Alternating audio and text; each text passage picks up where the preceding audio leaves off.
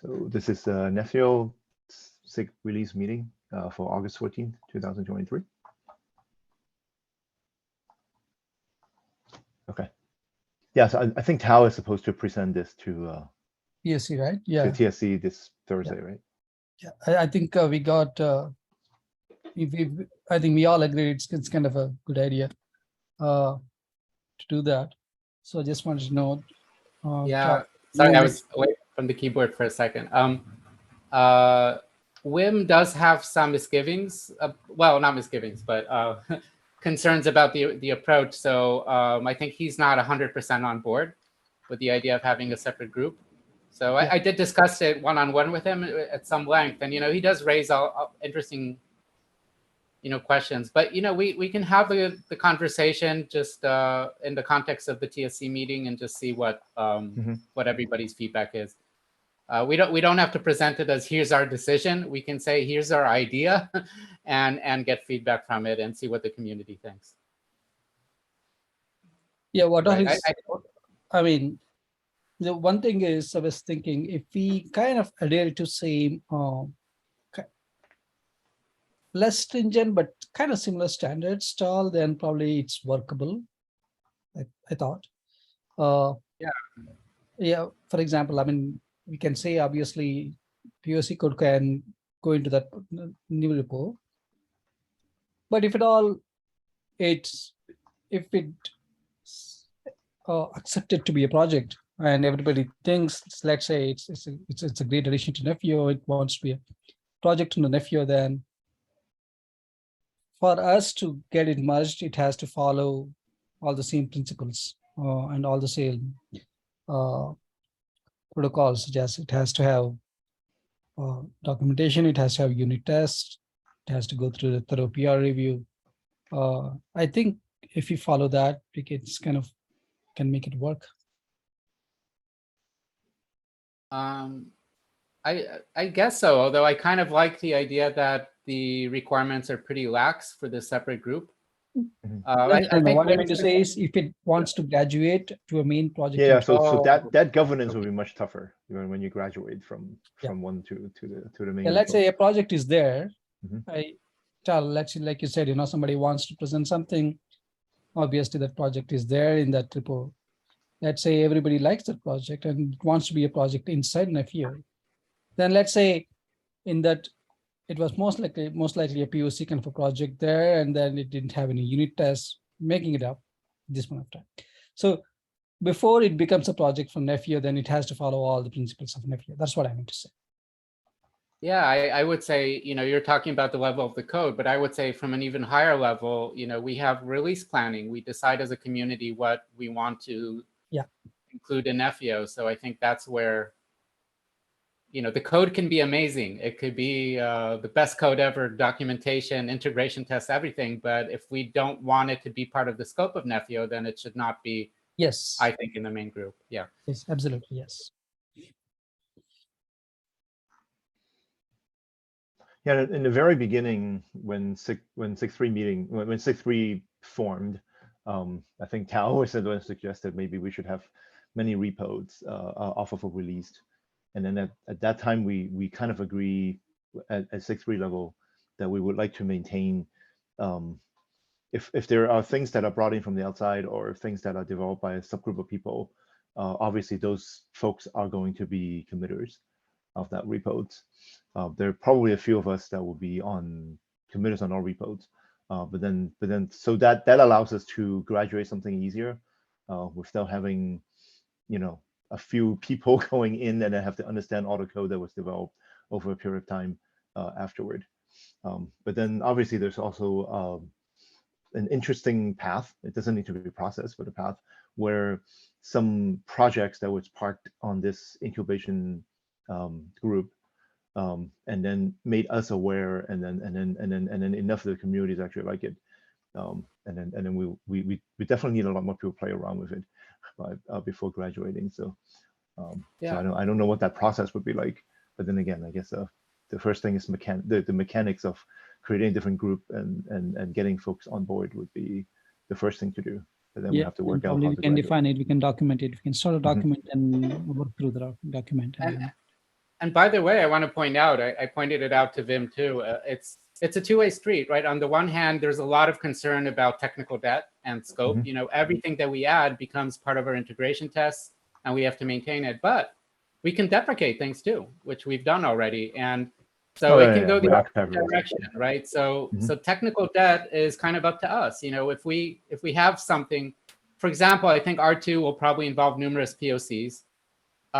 They might not have a lot of life. You know, we might learn something from, I don't know, I'm just throwing in Tosca integration.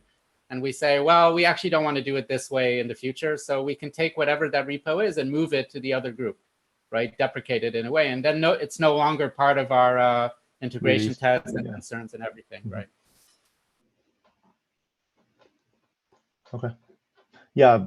So the mechanics is one thing, but then obviously at some point, especially present it to TSC and make it more established, we would need to have a governance model of how to move from one side to another between the two groups. Anyway, that's actually, that's something that we have to draft and then have to be approved by TSC. Okay, so if that's this, Vish, you have the only thing on the, sorry, on the guys, agenda. I got, there was some tasks at home. I had to leave the SIG architecture meeting early. I'm sorry I'm late for this meeting. Oh, just wanted to say that currently I've also been able to deploy the ONO on Fedora 34 with some issues identified.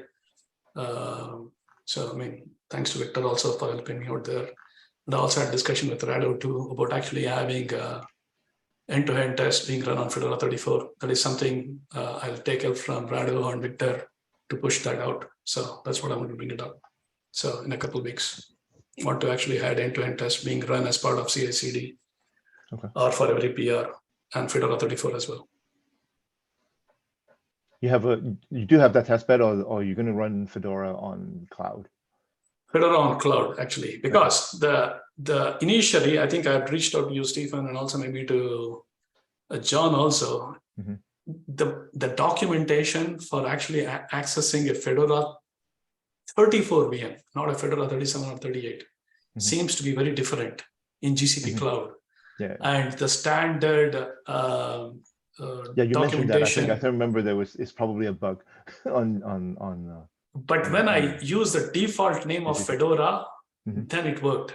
But everything else, I could use the gcloud command, and I was able to log into Ubuntu or Red Hat or even Fedora 38 and 39. But somehow with 34, I needed to use the Fedora default user. So then I was able to like, oh, okay, we can now start including that in our CI/CD as well for Nephew. Okay. So that was the thing. So anyway, if anybody else is having an issue accessing GCP Fedora 34, not that they would use Fedora 34, but yeah, we know what to tell them. Okay. So I'll be working with Rado and Victor on getting this, and we'll keep you guys posted on the progress. So it'll take a couple of iterations before we can get it there.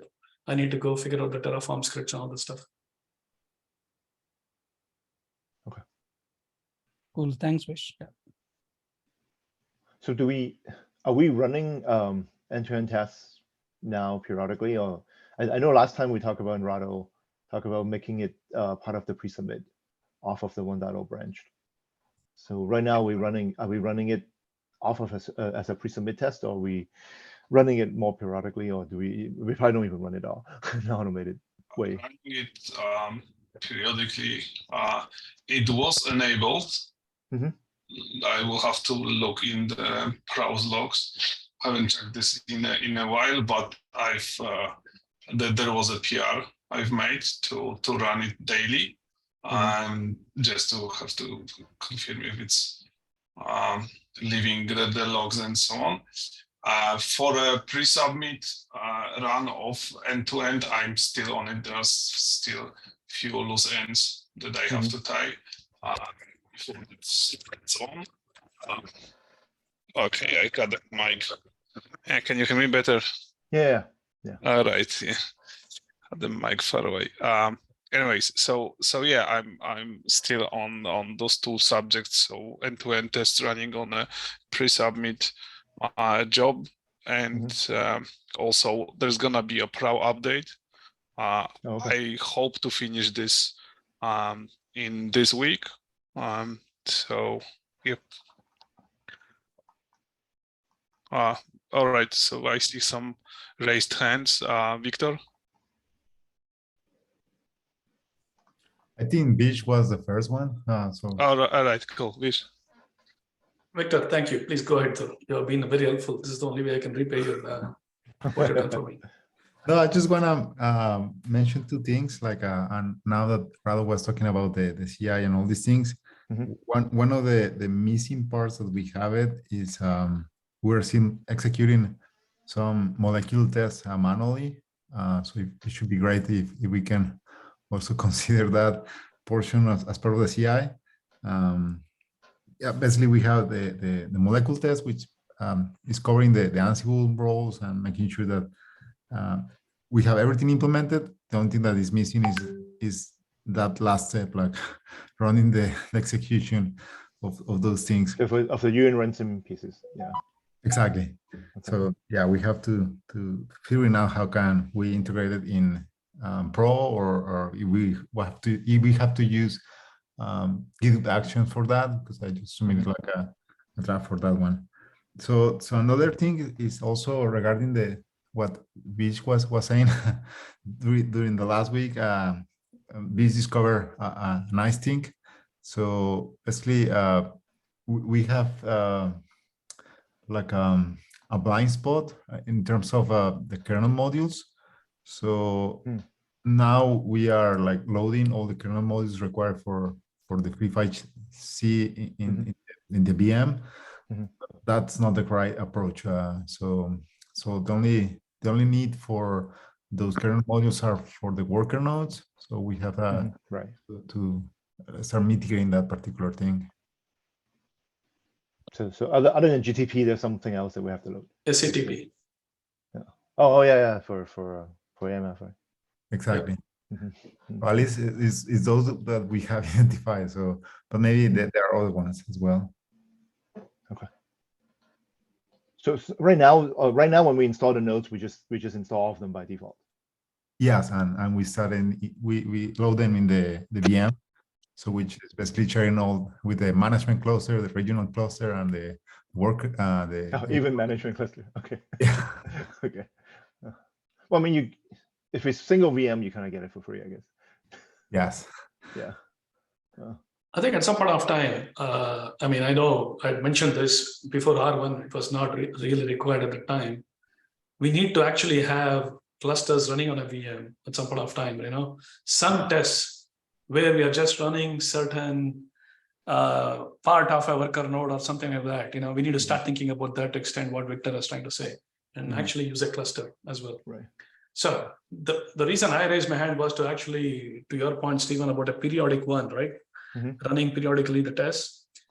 We also need to know, is there a way, question to you or and Rado as well, if anything in the Nefio example packages gets updated, right? Can it be detected, and can the end-to-end test be run, or the end-to-end tests are being run on the Nefio example packages as well? Because that, I think, also can have an impact, right? We wouldn't know if somebody made a change. Is the example packages, so the repo of those guys are not submitted, is not subjected to any pre-submit test? Is that what that's a question I'm asking. Okay. Actually, I don't know if Rado knows if for package repos, free5gc package repo or some other ones. No. Do we run pre-submit test? It doesn't have any like verification or linting or anything like this. That's somewhere on my list to check out. I've submitted the PRs for like a general like licensing compliance, the header compliance and stuff, but I think they are still not merged. I will have to chase the owners of the particular repositories. But yeah, you're absolutely right, Vish. There has to be and some checking done for end-to-end also for those repositories. I have to look into this. Originally, I started working on adding to our CI detector pipelines.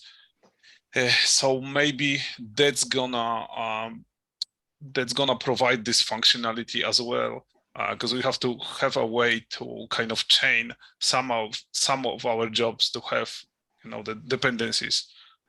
Did we tag V1 on the example repos or the package repos? Or packages, yes. Okay, and then we pull a branch off of that. And on example as well. Okay. So yeah, in theory, anything that pull off of a V11100 branch should be submitted to a pre-submit test. I guess I think that's probably the workflow. Right. And one thing more I remember about the molecule tests. I've merged Victor your PR for fixing the Python dependencies for it. So that's in, as well as Ansible role creation PR. So. Okay. Yeah, I mean, if Vado cool. enables the pre-submit test, right, then we can choose the repos on which those things need to run. So I think that should cover Vish's question, I guess. Isn't it, Rado? If you can enable certain repos wherever, yeah, that should cover Vish's point.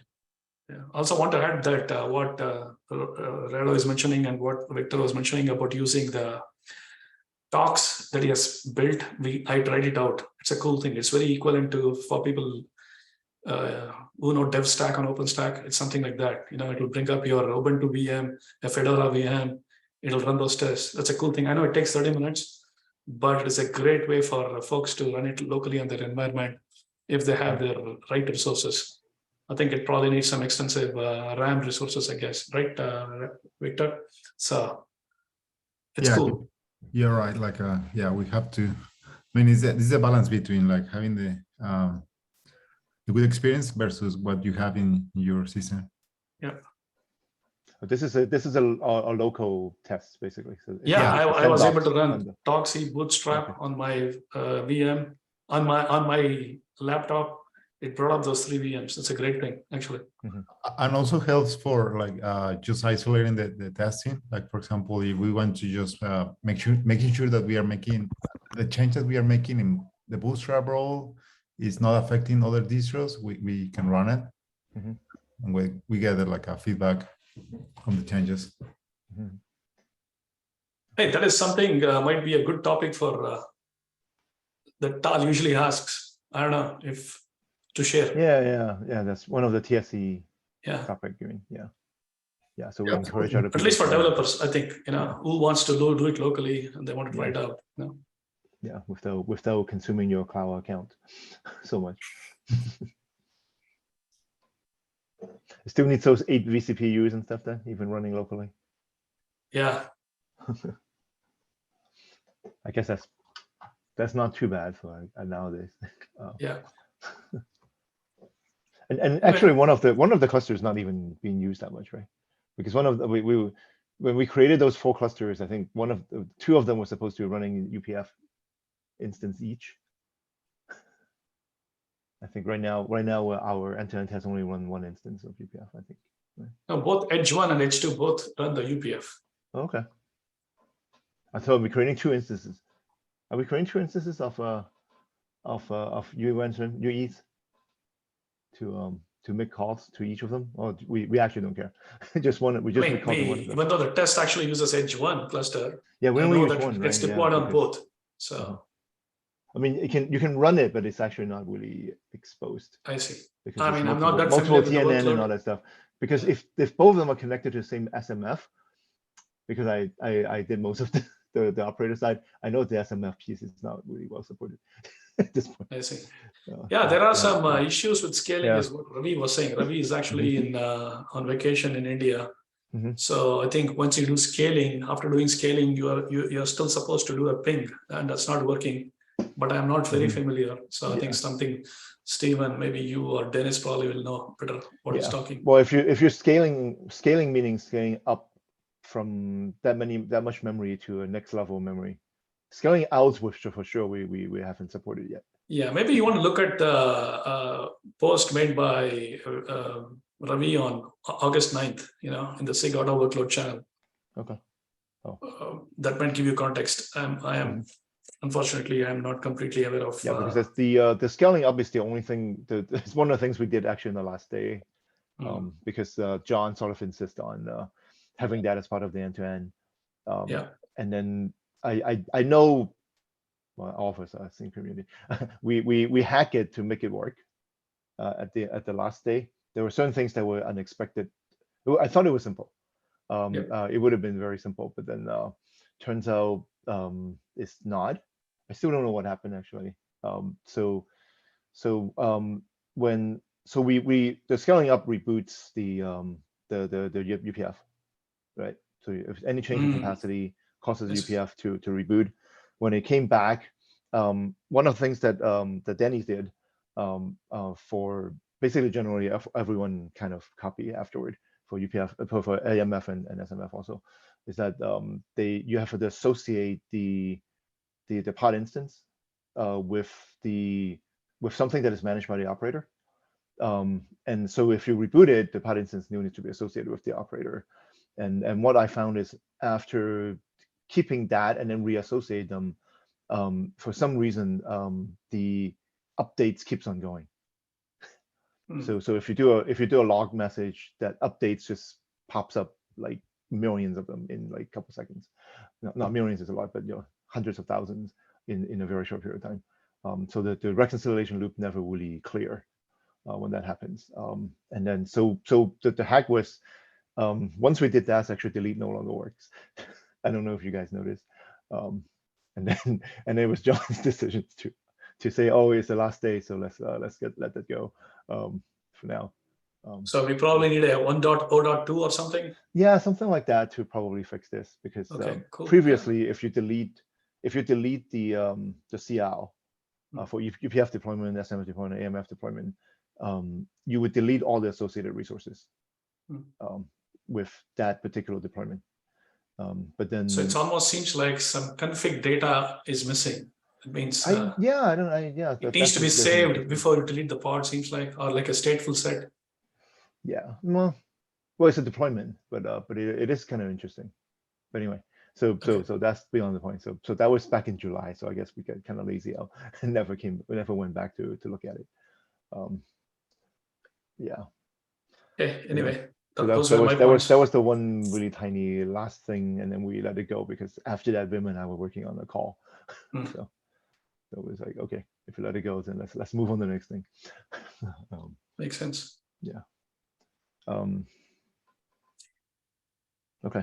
Yeah. So that's the scaling out, the scaling up part. So that was one of the things we did in the last week. And then scaling out never really worked, because the interdependencies between the network functions are something I would say at this point the CLD is not really well supporting it. So we probably have to extend the models to make it a little cleaner. Multiple ones is also kind of difficult to do, I guess, because in theory you will be pointing to a different DNN when that happens, so that you can ping different subnets, I guess, from the UE side. And then even that we have to fan it out in SMF. I guess it's not fully functional because actually no, I think part of that would be working, but we still haven't tested it for sure. So yeah, actually going back to what Victor has just talked about, that we have to manually install all the kernel modules. I hope moving forward, 1.1 or 2.0 timeframe, that piece of work actually, because supposedly, well, I mean, what we expect is by 2.0 or within the 2.0 development cycle, we're going to onboard OAI. So you're going to have two different types of 5G core that you can pick from. I don't know that much about AI. I'm not sure if they require that kernel module, but let's, for argument's sake, they don't.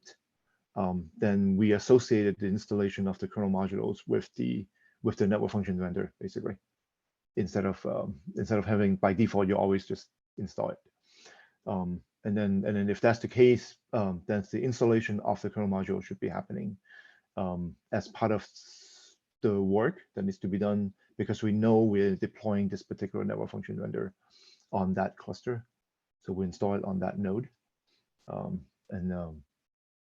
that should be part of the infrastructure automations based on the network function requirements. So hopefully that we'll get to that in 2.0. Yeah, and anytime you start creating more network function vendors, quote unquote. Correct. That's when the interesting part will be, like, that's what I was initially, when I came to the Google Summit, I was like asking, wait a minute, all these things will be doing on bare metal. How will you do? Because they're tuning at the BIOS level, they're tuning at the OS level, and doing all this stuff. Yeah, I think we'll get there, I guess. Yeah, in theory, for example, if someone choose to implement SMF without using Multis for N4, then in theory you don't have to install Multis, you don't have to load all the CNIs on the nodes, because I did work with a vendor where the N4 is on a Kubernetes interface, not on a Multis secondary interface. So if you do that, then the installation process is also different. So I hope to see that for 2.0, that it will even the whole point of us doing so much on Ansible today, pre-install just to get things going. I would hope that those are part of the sandbox. Well, part of the cluster preparation pipeline based on your network function. And some of this is on the sandbox only, right? At this point of time, that should be part of the automation, is what I say. So if they need that installations, that only when you resolve it to a point where you know that I want to install this particular network function vendor's UPF, and then this guy would then expose by saying that their package would say that you need to do all this stuff also on a cluster before you can install UPF, my UPF into your workload cluster. Yeah, today we get away with a lot of things because we only install FreeFileGC, so we just assume FreeFileGC. I mean, Multis and the CNI binaries installation is part of the boot up, right? It's part of the Ansible. So it's already done. I'm not saying that it's absolutely not needed. UPF for sure, but then even SMF is iffy, right? And AMF, I think they use it for N2. So maybe probably because of CTP. But then, regarding managing the kernel modules, I remember like a while back, we started that discussion. I guess Red Hat has like an open source solution for managing them. So should we follow like a similar approach, like what we did with the cluster API, like reusing something from the well, so if there is something that's already working that can help us install things like kernel modules onto every node in a cluster, or one single node in a cluster, that is already a thing in place, I guess, associated with Kubernetes so forth, from Red Hat, that would be a good thing to use, absolutely. So Victor, do you mind sharing the link to what you're referring to? The reason being, I know we had something for the kernel module for Intel recently. I'm not sure if you're talking the same thing. So it'd be good to actually, if you can share it on the SIG Release channel, it'll be great. No, I just remember like the discussion, but I didn't get the link. So I was probably thinking about not feature discovery, but feature discovery just like helping the scheduler to make decisions. But in terms of like managing the kernel, I just remember like someone point me to the OpenShift plugin. So probably you are more knowledge about that particular like a plugin, Kubernetes plugin. Well, then we have to evaluate whether or not this only works with OpenShift versus any plain vanilla Kubernetes clusters. So this for the Multis stuff Victor, you're talking? Sorry, I was just any loading or installation of kernel modules. Oh, okay, okay. Cool. Yeah, onto we a have some, node, yes, we have basically. some operator. Uh-huh. I'm not even, yes, we have I'm not getting the name of the operator. Maybe bare metal operator or something. I'm not There's sure. a kernel module management operator. Maybe, yes. I think that's the one, yes. It's mainly for out of tree drivers, out of tree kernel modules and stuff like that. That's what I'm aware of. Yeah, what we have to investigate is if that is possible to use for like vanilla, Kubernetes vanilla or other Kubernetes distributions. Okay. Mm-hmm. Yeah, it can load any generic kernel modules onto any generic Kubernetes cluster nodes. Then that would be a great thing to use. Absolutely. There's a specialized hardware and driver enablement. Oh, really? Okay. Let me share it to see if this is what Victor is thinking. I'll share it on the SIG Release channel. Okay, cool. Thank you.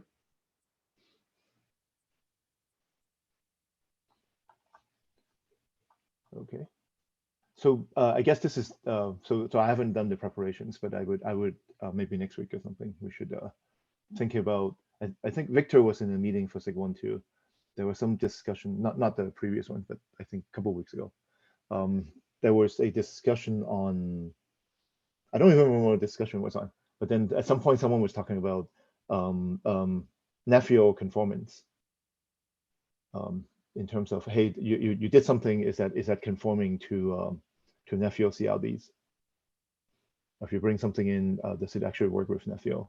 And certainly for the SDK that we're going to build for 2.0 moving forward, we would need to actually bundle that in.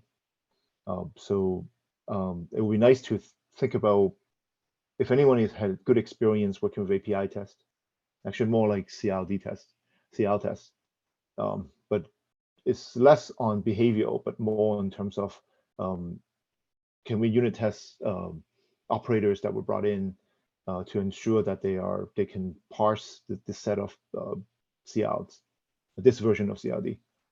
On integration or unit? If it's just simple unit test is fine too. So my use case, which is probably different from what the SIG 1 people talk about, is that once we have the operator SDK, not to be confused with the operator SDK from Red Hat, but then the Nefio SDK, which does one of the things it does is to help network function vendors write operators. The operators that were created by these vendors are supposed to be conforming to the Nefio CLDs for a particular version, whatever versions they were supposed to conform to. And then we have to, as part of the test, as part of the SDK, we should provide that test bundle to run to make sure that they are the generated operators conforms to this set of CLs. So if there's any, so I'll probably have to investigate. I was thinking of investigating. But if anyone has experience, that would be great. If there's any framework that are specialized in making sure that a particular defined CLD and then an operator that was written for that CLDs, there's a conformance between them that we can run. I mean, we're not responsible for their behavior per se. That's an implementation thing that they have to write some tests to make sure that works. But then in terms of making sure that when we apply a CLD, they would take those CLDs and you know not flagging any problems. Can we if there's any framework that can do that? So that we something to investigate. Or if anyone knows, it would be great.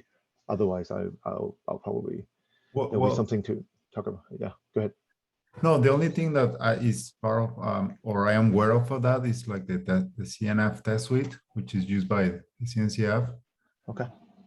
So I just put in the chat. So yeah, this is specific for CNF even now.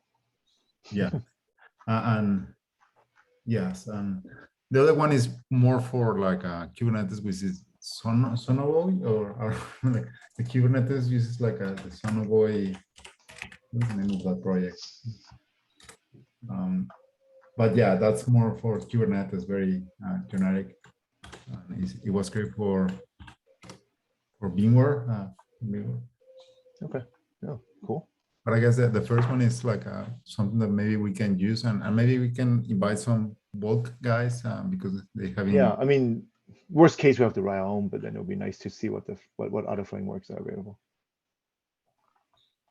Even Red Hat has a CNF test suite. I think it's open source. I can how open source it is, I can check. Yeah, I think it's open source. Cool. Yeah, so that's a heads up. Obviously, that would be one thing to do once we have the SDK kick in. Because I guess we never really talked about what, other than reacting to what SIG2 needs, what do we need to do actually in SIG3 for R2? I mean, I think for those who actually attended the workshop back in ONE Summit, I gave a presentation on some of the things. At that point, I kind of grouped in the SDK as part of what SIG3 is supposed to generate. It is probably release part. There's a lot of development part that needs to go into SIG2 also. So maybe the development tools is ours, but then there's also other things that needs to go into SIG2. So, but then when we kind of finalize what the SDK does, we can talk about that. Yeah, but outside of that, we should put that as one of the topics moving forward to see what kind of things we as SIG3 is trying to accomplish for R2. For sure, this we need. So I know that for sure. Yeah, for conformance tests. I don't, R2 timeframe, I don't think we're going to get any fundings for hardware. So unfortunately, for R2, we probably won't have any real hardwares to test our stuff against. So I mean, go ahead. What about like trying to use like the Linux Foundation lab environment? I guess they have like a. That was in the very early on when Tina became Sue still is actually the vice chair. Sue hooked me up with the Out of Edge people at UNX Lab, and then they're willing to. We can actually borrow their stuff, but I had some experience spinning up their clusters or their test beds. Then you have to install clusters yourself. The problem is it takes a while for them to clean up the test bed before it's available, and the x86 ones are particularly busy. So I have 2 or 3 times when I try to get them. Usually we've been swapped because we have lower priority, obviously, than the Out of Edge projects. It's just something to think about unless if we want to have hardware related features. That's a SIG2 decision. So if they want to do SRIOV, they want to do like neural balancings, they want to do isolated CPUs for real, or any load test, which probably we'll never do anyway as part of automation platform. Then we got to get hardware somewhere, and that's something to explore. I think Vim, I make that point in one of the SIG1 meetings last week, I think. And then Vim's point out of that was he would rather like simulations than blocked on getting lab set up. So that's interesting because it's a lot of development. If someone wants to say, oh, I want to test if you can do SRIOV, then you have to write an SRIOV CNI, which actually doesn't really allocate VFs and anything onto the NIC. So that's an interesting thing. Yeah, very very specific scenarios. Yeah, because I think that's one of Bernard's Bernard's mandate, that he wants to clearly see that a high level requirements from telco, from users, would be translated both into vendors and vendors' needs plus the users' needs for infrastructure. And then there's some actually for us actually, even today for FreeFiGC, if we say install kernel modules and things over there, or if we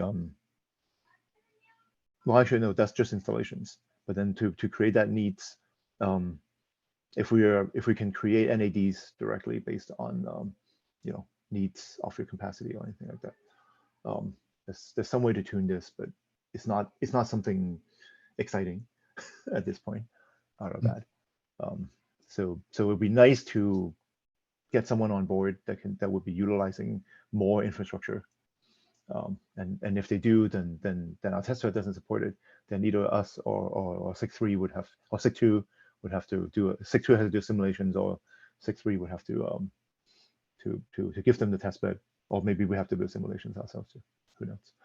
But because the other option that I just in my mind is well, at least it is what I saw from the CNCF was like they were using some Equinix infrastructure, but I don't think that they are exposing SRIOV features or things like that. I think in that sense it's very limited. I just need to double check what they have available. But yeah, definitely we need to start thinking about like testing all these things in a more realistic scenario. Yeah. Well, at the very least, we have to clearly demonstrate it as a path. And then clearly at least writing test cases where you actually fail to allocate. Yeah. Because how SRIOV versus policy said it was in annotations, and then they decrements and how many they have. And then if you really go into a node where there isn't any left, the scheduler is supposed to fail you. So if we can see that that will work through, that'll be great. But we don't have the hardware to actually do that anyway at this point. Yeah, I agree. Yeah, we were. I was hoping that if we start getting outside fundings in after R1, then part of that funding would be routed to doing a lab. But then TSC decision is to do another half year from Google, I guess, and then because there hasn't been that we haven't written a full governance policy to get outside, to get more of a TSE based on funding type governance model. I don't think we have agree on that yet. So, but then for sure after R2 we'll need something like that as a project. So. And then when that happens, we should start asking TSC for money to build a test lab for Nephew. Or can openly ask people for donating their hardware too. Okay. Cool. Anything else from anyone? From my side, thank you. Cool. Well, thank you. Thanks, Stephen. Yeah, talk to you guys next week. Thanks, everybody. Bye. Bye. Thank you. Bye-bye.